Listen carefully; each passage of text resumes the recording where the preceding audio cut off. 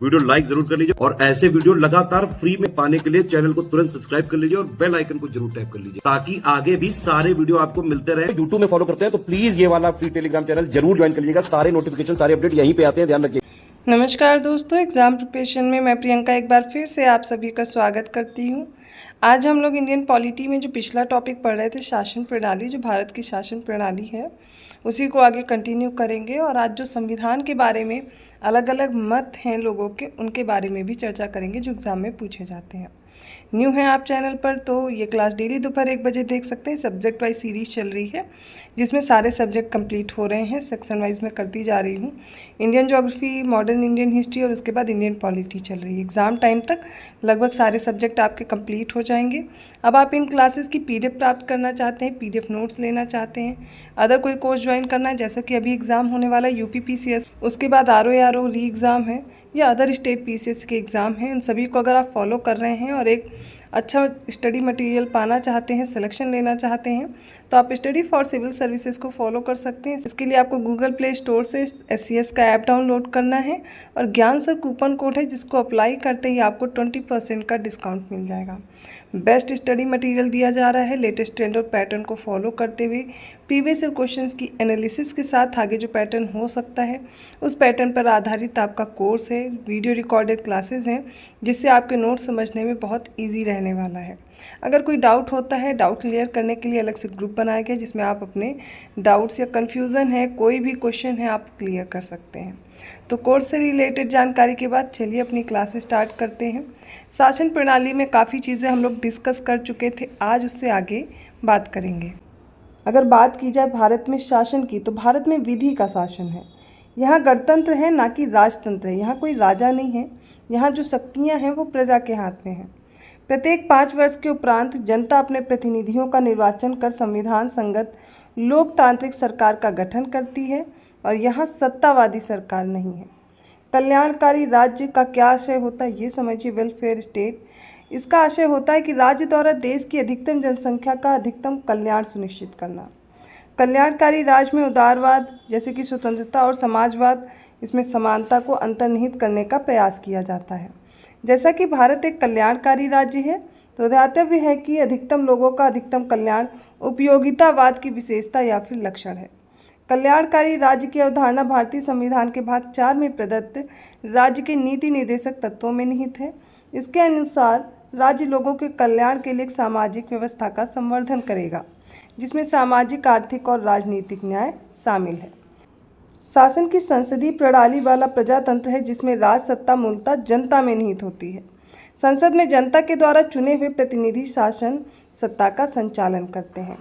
गणतंत्र का आशय है कि राष्ट्र का प्रधान जो है वो निर्वाचित होता है, प्रत्यक्ष या अप्रत्यक्ष रूप से। वह वंशानुगत नहीं हो सकता है और भारत में राष्ट्र का जो प्रधान है अर्थात राष्ट्रपति निर्वाचित होता है। इस प्रकार भारत एक गणतंत्र है। तो यहाँ पर बात की जा रही है कि यहाँ पर राजतंत्र नहीं है, आनुवंशिक के आधार पर कोई राजा नहीं चुना जाता। यहाँ पर जनता निर्वाचित करती है अपने प्रधान को, वो चाहे प्रत्यक्ष हो या अप्रत्यक्ष रूप से। और जो हमारा प्रधान है, हमारे देश का जो प्रधान है वो क्या है, वो भी निर्वाचित होता है। तो इस प्रकार भारत में गणतंत्र शामिल किया गया है, गणतंत्र प्रधान देश है। राज्य और केंद्रीय सरकार को भारत के संविधान से प्राधिकार प्राप्त होता है क्योंकि भारतीय प्रणाली का स्रोत उसका संविधान है। कोई राज्य संघात्मक है अथवा एकात्मक है, यह संविधान द्वारा संघ और राज्यों के मध्य शक्तियों के विभाजन के आधार पर जाना जाता है। यदि संघ और राज्यों के मध्य शक्तियों का विभाजन है तो उस राज्य को संघीय राज्य कहा जाता है। भारत का संविधान परिसंघीय है क्योंकि केंद्र और राज्यों के बीच शक्तियों का वितरण है। द्वितीय प्रशासनिक सुधार आयोग के प्रतिवेदन संख्या 12 नागरिक केंद्रित प्रशासन शासन का केंद्र बिंदु में भारत में सुशासन की बाधाओं की पहचान की गई है तथा सुशासन के लिए आवश्यक पूर्व शर्तों का उल्लेख है।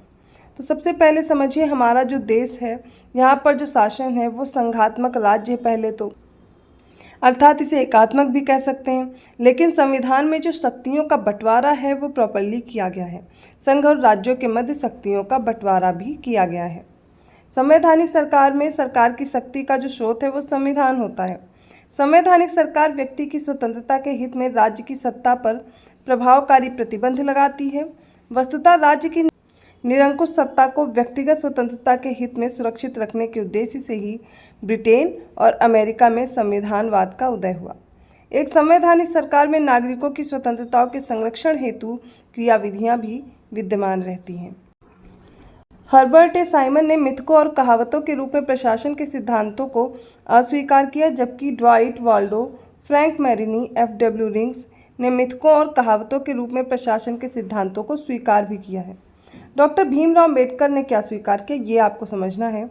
इन्होंने कहा कि संविधान को संघात्मकता के ढांचे में नहीं ढाला गया है तथा यह एकीकृत और संघात्मक दोनों ही शासन के रूप में आप देख सकते हैं, दोनों ही हैं। भारतीय संविधान अधिक कठोर तथा अधिक लचीले के मध्य एक अच्छा संतुलन स्थापित करता है, ये कथन कहा था के.सी. वियर ने।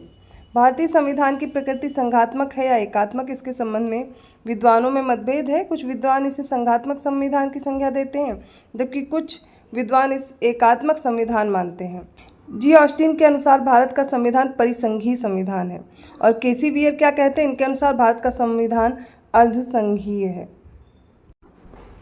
तो भारतीय संविधान विश्व का सबसे बृहद संविधान है, सबसे बड़ा है और इसका बड़ा होने के कारण भी यही है कि इसमें संघ और राज्यों से संबंधित सारे प्रावधान शामिल कर दिए गए हैं, जबकि संयुक्त राज्य अमेरिका जैसे देशों में अपने राज्यों और संघ के अपने अपने अलग अलग संविधान होते हैं। भारत में सरकार का जो संसदीय स्वरूप है, सरकार का राष्ट्रपति स्वरूप नहीं है। राष्ट्रपति केवल सरकार का औपचारिक प्रमुख है। दूसरे शब्दों में कहा जाए तो एक नाम मात्र का कार्यकारी है और जो वास्तविक कार्यपालिका वो प्रधानमंत्री की अध्यक्षता वाली मंत्रिपरिषद होती है। भारतीय संविधान ने धर्मनिरपेक्ष राज्य और संघीय व्यवस्था का एक रूप अपनाया हुआ है।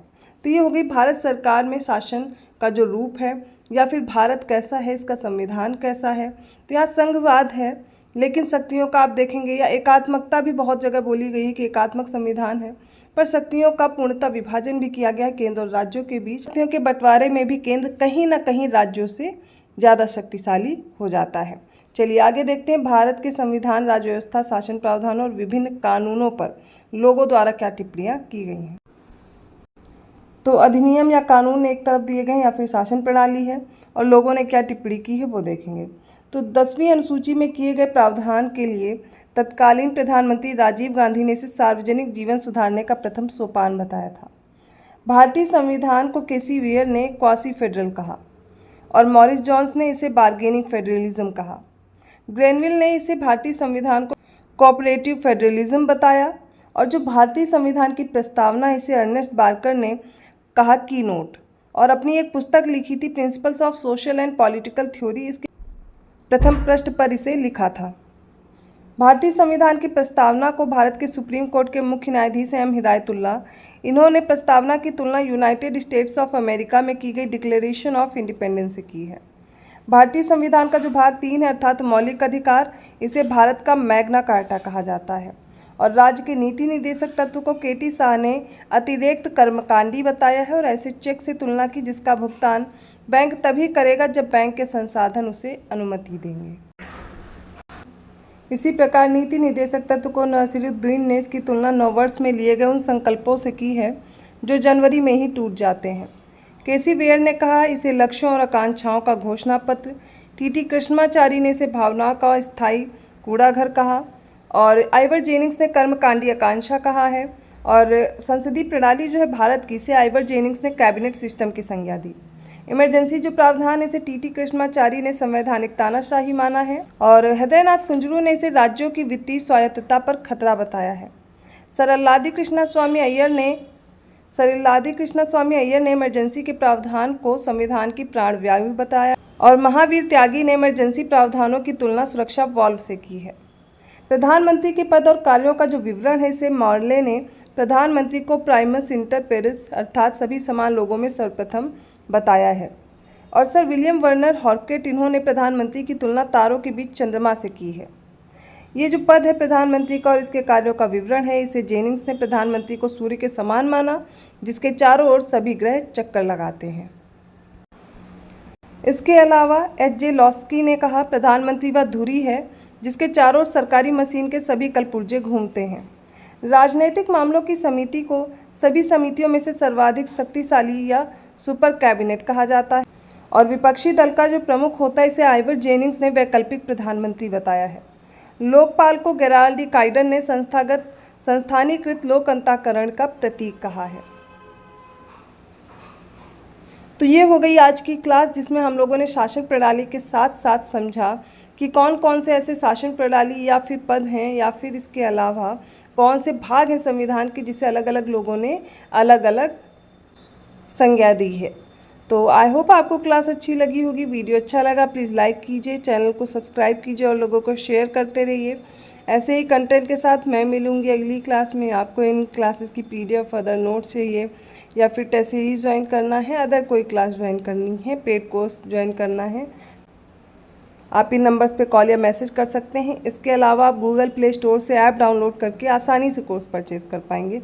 सारी जानकारी ऐप में ही दी गई है, डेमो भी दिया गया, उसको देख करके आप अपना स्टडी मटेरियल देखते हुए कोर्स ज्वाइन कर सकते हैं।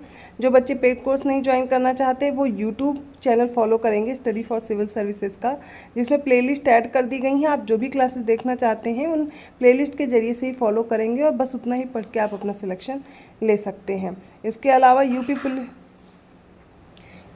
यूपी पुलिस कांस्टेबल के लिए अगर आप प्रिपरेशन करना चाहते हैं तो मात्र 100 रुपये में स्टडी फॉर सिविल सर्विसेज ने कोर्स लॉन्च किया हुआ है। आप ज्ञान सर एजुकेशन ऐप उस कोर्स को परचेज़ कर सकते हैं और मात्र 50 रुपये में टेस्ट सीरीज़ अवेलेबल है। लेकिन इसके लिए आपको ज्ञान सर कूपन कोड डालना पड़ेगा, तुरंत 50% का डिस्काउंट मिलेगा। तो मैं मिलती हूँ ऐसे ही कंटेंट के साथ अगली क्लास में। अदर वीडियो का नोटिफिकेशन आसानी से मिल जाए तो बेल आइकन प्रेस करना मत भूलिएगा। धन्यवाद।